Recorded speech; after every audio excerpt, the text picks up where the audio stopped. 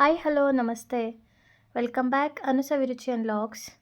ಎಲ್ಲರೂ ಚೆನ್ನಾಗಿದ್ದೀರಾ ಅಂತ ಭಾವಿಸ್ತಾ ನನ್ನ ಇವತ್ತಿನ ವಿಡಿಯೋನ ಶುರು ಮಾಡ್ತಾಯಿದ್ದೀನಿ. ಹೌದು, ಇವತ್ತೊಂದು ಡ್ರಿಂಕನ್ನು ರೆಡಿ ಮಾಡ್ತಾಯಿದ್ದೀನಿ. ಇದು ರಂಜಾನ್ ಸ್ಪೆಷಲ್ ಅಂತಲೇ ಹೇಳ್ಬೋದು. ತುಂಬಾ ಟೇಸ್ಟಿಯಾಗಿರುತ್ತೆ, ಈಸಿಯಾಗಿ ಕ್ವಿಕ್ಕಾಗಿ ಸಿಂಪಲ್ಲಾಗಿ ಮಾಡ್ಕೋಬೋದು. ಟೇಸ್ಟ್ ಅಂತೂ ತುಂಬಾ ಚೆನ್ನಾಗಿರುತ್ತೆ. ನೀವು ಒಂದ್ಸಲ ಈ ರೀತಿ ರೆಸಿಪಿಯನ್ನು ಮಿಸ್ ಮಾಡದೆ ಟ್ರೈ ಮಾಡಿ, ಖಂಡಿತ ಇಷ್ಟ ಆಗುತ್ತೆ ಅಂತ ಹೇಳ್ತಾ ನನ್ನ ಈ ವಿಡಿಯೋನ ಶುರು ಮಾಡ್ತಾ ಇದ್ದೀನಿ. ಬನ್ನಿ ಯಾವ ರೀತಿ ಮಾಡೋದು, ಏನೆಲ್ಲ ಇಂಗ್ರೀಡಿಯೆಂಟ್ ಬೇಕು ಅಂತ ನೋಡೋಣ. ಮೊದಲಿಗೆ ನಾನಿಲ್ಲಿ 2 ಸ್ಪೂನಷ್ಟು ಸಬ್ಜಾ ಸೀಡ್ಸನ್ನು ತೊಗೊಂಡಿದ್ದೀನಿ. ಕಾಮಕಸ್ತೂರಿ ಬೀಜ ಅಂತ ಏನು ಹೇಳ್ತಾರೆ, ಅದನ್ನು ತೊಗೊಂಡು ನೀರಲ್ಲಿ ನೆನೆಸ್ಕೋತಾ ಇದ್ದೀನಿ. ಒಂದು 10 to 15 ಮಿನಿಟ್ಸ್ ಸಾಕು, ಬೇಗ ನೆನೆಬಿಡುತ್ತೆ ಇದು. ಚಿಯಾ ಸೀಡ್ಸ್ ಆದರೆ ಸ್ವಲ್ಪ ಟೈಮ್ ತೊಗೊಳುತ್ತೆ. ಇವಾಗ ನಾನು 1 ಬೌಲಷ್ಟು ಸಕ್ಕರೆನ ತೊಗೊಂಡು ಒಂದು ಪ್ಯಾನ್ಗೆ ಹಾಕ್ಕೊಂಡಿದ್ದೀನಿ. ಇದಕ್ಕೆ 1 ಸ್ಪೂನಷ್ಟು ನೀರನ್ನು ಆ್ಯಡ್ ಮಾಡಿ ಮಿಕ್ಸ್ ಮಾಡ್ಕೋತಾ ಇದ್ದೀನಿ. ನಾನಿಲ್ಲಿ ಫುಲ್ ಕ್ಯಾರಮಲ್ ತೊಗೋತಾ ಇಲ್ಲ, ಕಲರ್ ಲೈಟ್ ಇರಲಿ ಅಂತ ಹೇಳ್ಬಿಟ್ಟು ಲೈಟಾಗಿ ತೊಗೋತಾ ಇದ್ದೀನಿ. ನಿಮಗೆ ಫುಲ್ ಕ್ಯಾರಮಲ್ ಬೇಕಂದರೆ 1 ಮಿನಿಟ್ ಸಕ್ಕರೆನ ಸ್ವಲ್ಪನೂ ನೀರು ಹಾಕದೆ ಹಾಗೆ ಬಿಟ್ಬಿಡಬೇಕು. ಅದು ಸ್ವಲ್ಪ ಕರಗಿದ ಮೇಲೆ ನಾವು ಕೈ ಆಡ್ಕೋತಾ ಹೋಗಬೇಕು. ನೋಡಿ, ಈ ರೀತಿ ಗಟ್ಟಿ ಆಗ್ತಾ ಇದೆ, ಮತ್ತು ಸ್ವಲ್ಪ ತಳ ಬಿಡ್ತಾ ಇದೆ ನೋಡಿ. ಇದು ಲೈಟ್ ಕಲರ್ ಬರುತ್ತೆ ನೋಡಿ. ಲೋ ಫ್ಲೇಮಲ್ಲೇ ಮಾಡ್ಕೋಬೇಕಾಗುತ್ತೆ ನಾವು. ನಿಧಾನವಾಗಿ ಎಲ್ಲ ಬಿಡ್ತಾ ಬರುತ್ತೆ ಇದು ನೋಡಿ. ಇದು ಕುದೀತಾ ಇದೆ ಕೂಡ. ಈ ಟೈಮಲ್ಲಿ ನಾನು ಹಾಲನ್ನು ಸೇರಿಸ್ಕೋತೀನಿ. ಸಕ್ಕರೆ ಎಲ್ಲ ಏನು ಚೆನ್ನಾಗಿ ಮಿಕ್ಸ್ ಆಗುತ್ತೆ, ತಳ ಹಿಡ್ದಿರೋದೆಲ್ಲ ಬಿಡುತ್ತಲ್ಲ, ಅಂಥ ಟೈಮಲ್ಲಿ ಕಲರ್ ಕೂಡ ಚೇಂಜ್ ಆಗುತ್ತೆ ಮಿಲ್ಕ್ದು. ನಿಧಾನವಾಗಿ ಮಿಕ್ಸ್ ಮಾಡ್ಕೊಳ್ಳೋಣ. ಹೊಸದಾಗಿ ಯಾರೆಲ್ಲ ನನ್ನ ಚಾನಲನ್ನು ನೋಡ್ತಾ ಇದ್ದೀರಾ, ಸಬ್ಸ್ಕ್ರೈಬ್ ಆಗಿಲ್ಲ ಅಂದರೆ ಸಬ್ಸ್ಕ್ರೈಬ್ ಮಾಡ್ಕೊಂಡು ನೋಡಿ. ಪಕ್ಕದಲ್ಲಿರೋಂಥ ಬೆಲ್ ಐಕನ್ ಕ್ಲಿಕ್ ಮಾಡಿ ಆಲ್ ಸೆಲೆಕ್ಟ್ ಮಾಡಿ. ನಾನು ಯಾವುದೇ ಹೊಸ ವಿಡಿಯೋ ಹಾಕಿದ್ರೂ ಕೂಡ ನಿಮಗೆ ನೋಟಿಫಿಕೇಷನ್ ಬರುತ್ತೆ ನೋಡಿ. ಇದು ಚೆನ್ನಾಗಿ ತಳ ಬಿಡ್ತಾ ಇದೆ, ಹಾಗೆಯೇ ಕಲರ್ ಕೂಡ ಚೇಂಜ್ ಆಗ್ತಾ ಇದೆ ನೋಡಿ.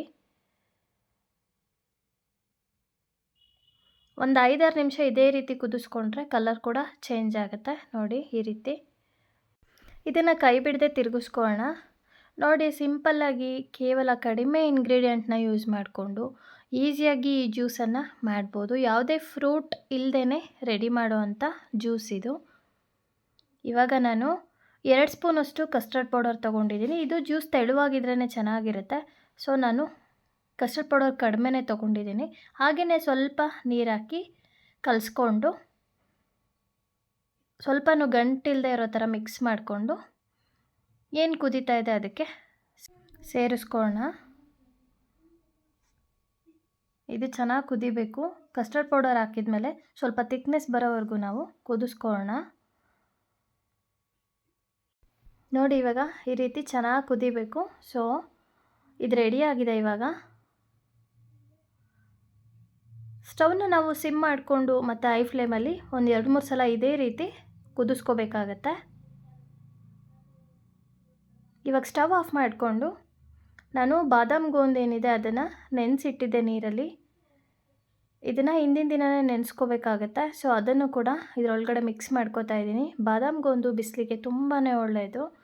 ಸೊ ನಮ್ಮ ಬಾಡಿನ ಕೂಲಾಗಿಡುತ್ತೆ ನೋಡಿ. ಇವಾಗ ಮಿಕ್ಸ್ ಮಾಡ್ಕೊಂಡಿದ್ದೀನಿ. ಇದು ತಣ್ಣಗಾಗಿದೆ ನೋಡಿ. ತಣ್ಣಗಾದ್ಮೇಲೆ ನಾನು ಸಬ್ಜಾ ಸೀಡ್ಸ್ ಏನಿದೆ 1 ಬೌಲಷ್ಟು ಸಬ್ಜಾ ಸೀಡ್ಸನ್ನು ನಾನು ಇದಕ್ಕೆ ಸೇರಿಸ್ಕೋತಾ ಇದ್ದೀನಿ. ಇವಾಗ ಚೆನ್ನಾಗಿ ಮಿಕ್ಸ್ ಮಾಡ್ಕೊಳ್ಳೋಣ.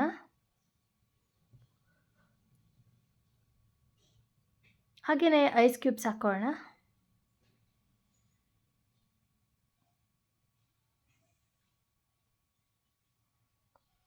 ನೋಡಿದ್ರಲ್ಲ, ತಂಪಾದ ಒಂದು ಡ್ರಿಂಕ್ ರೆಡಿಯಾಗಿದೆ. ಟೇಸ್ಟ್ ಅಂತೂ ತುಂಬಾ ಚೆನ್ನಾಗಿತ್ತು. ರಂಜಾನ್ ಸ್ಪೆಷಲ್ ಜ್ಯೂಸ್ ರೆಡಿಯಾಗಿದೆ. ನೀವು ಕೂಡ ಇದೇ ರೀತಿ ಜ್ಯೂಸನ್ನು ಮನೆಯಲ್ಲಿ ಟ್ರೈ ಮಾಡಿ, ಖಂಡಿತ ಇಷ್ಟ ಆಗುತ್ತೆ. ಬೇಕಂದರೆ ಇಲ್ಲಿ ನಾವು ಸಬ್ಬಕ್ಕಿ ಕೂಡ ಬೇಯಿಸ್ಬಿಟ್ಟು ಆ್ಯಡ್ ಮಾಡ್ಕೋಬೋದು ನೋಡಿ. ಇವಾಗ ನಾನು ಗ್ಲಾಸ್ಗೆ ಸರ್ವ್ ಮಾಡ್ಕೋತಾ ಇದ್ದೀನಿ.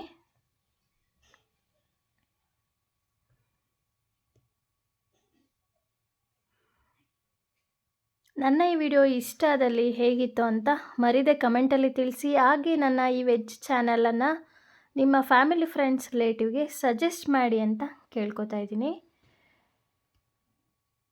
ಬಿಸಿಲಿಗೆ ತಂಪಾದ ಒಂದು ಹೋಮ್ ಮೇಡ್ ಒಳ್ಳೆ ಡ್ರಿಂಕ್ ರೆಡಿಯಾಗಿದೆ. ಖಂಡಿತ ನಿಮಗೆ ಇಷ್ಟ ಆಗುತ್ತೆ ಅಂತ ಭಾವಿಸ್ತಿದ್ದೀನಿ. ನೀವು ಕೂಡ ಒಂದು ಸಲ ಟ್ರೈ ಮಾಡಿ. ಟೇಸ್ಟ್ ಅಂತೂ ತುಂಬಾ ಚೆನ್ನಾಗಿರುತ್ತೆ. ಬಿಸಿಲಿಗಂತೂ ಏನಾದರೂ ಚಿಲ್ಲಾಗಿ ಬೇಕೇ ಬೇಕು ಪ್ರತಿದಿನ. ಸೊ ಈ ರೀತಿ ಒಂದು ಜ್ಯೂಸನ್ನು ಟ್ರೈ ಮಾಡಿ, ಇಷ್ಟ ಆಗುತ್ತೆ. ಮತ್ತೊಂದು ಹೊಸ ರುಚಿಯೊಂದಿಗೆ ಮತ್ತೆ ಭೇಟಿಯಾಗೋಣ. Thank you. Take care. Bye.